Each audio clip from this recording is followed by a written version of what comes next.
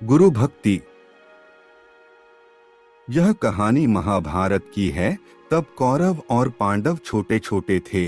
वे पितामह भीष्म और गुरु द्रोणाचार्य की देखरेख में अध्ययन कर रहे थे। एक दिन सभी राजकुमार हस्तिनापुर के पास एक बड़े मैदान में धनुर्विद्या का अभ्यास कर रहे थे। सभी राजकुमार बारी बारी से आते और निशाना लगाने का प्रयास करते। सबसे अंत में अर्जुन अचूक निशाना लगाने में सफल हो गया। उसकी सफलता को देखकर कुछ दूर खड़े एक भी बालक से रहा न गया और वह बोल उठा, वाह, क्या तीर मारा है। आवाज सुनते ही सबका ध्यान उसकी ओर गया। गुरु द्रोणाचार्य ने उसे पास बुलाया। परिचय पूछने पर उसने कहा, गुरुदेव, मैं एक भी बालक हूँ। मेरा नाम एकलव्य है। मैं आपसे धनुर्विद्या सीखने की आशा से आया हूँ। इतना सुनते ही गुरु द्रोणाचार्य के माथे पर बल पड़ गए। उन्होंने कहा, देखो बेटा, मैं केवल राजघराने के बच्चों को ही शिक्षा देता हूँ, इसलिए मैं तुम्हें अपना शिष्य नहीं बना सकता। एकलव्य निराश होकर वहाँ से चला गया। जंगल में आकर उसने गुरु द्रोणाचार्य की मिट्टी की एक प्रतिमा बनाई और उसी को प्रतिदिन नमन कर धनुष बाण चलाने का अभ्यास करने लगा। कुछ ही दिनों में वह धनुर्विद्या में पारंगत हो गया।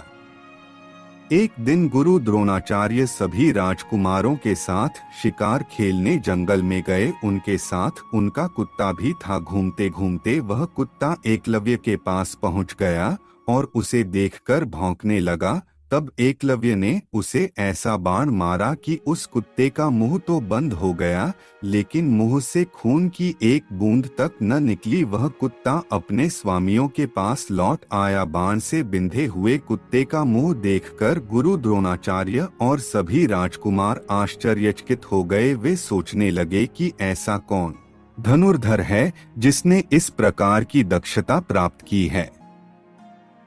अब सभी शिष्यों को साथ लेकर गुरु द्रोणाचार्य उस स्थान पर गए जहां एकलव्य धनुर्विद्या का अभ्यास कर रहा था। धनुर्विद्या में उसकी दक्षता देखकर उनके आश्चर्य का ठिकाना नहीं रहा। उन्हें देखकर एकलव्य उनके चरणों पर गिर पड़ा। गुरु द्रोणाचार्य के पूछने पर उसने कहा, गुरुदेव, याद कीजिए, एक बार मैं आपसे धनुर्विद्या सीखने के लिए हस्तिनापुर गया था। भीड़ होने के कारण आपने मुझे शिक्षा देने से इनकार कर दिया था, लेकिन मैंने तो उसी दिन आपको अपना गुरु मान लिया था।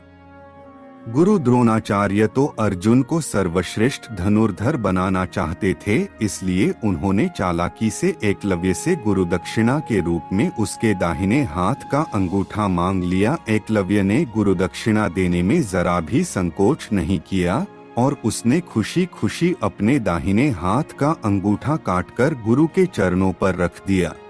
आज भी एकलव्य की निश्चल गुरु भक्ति के लिए उसे याद किया जाता है।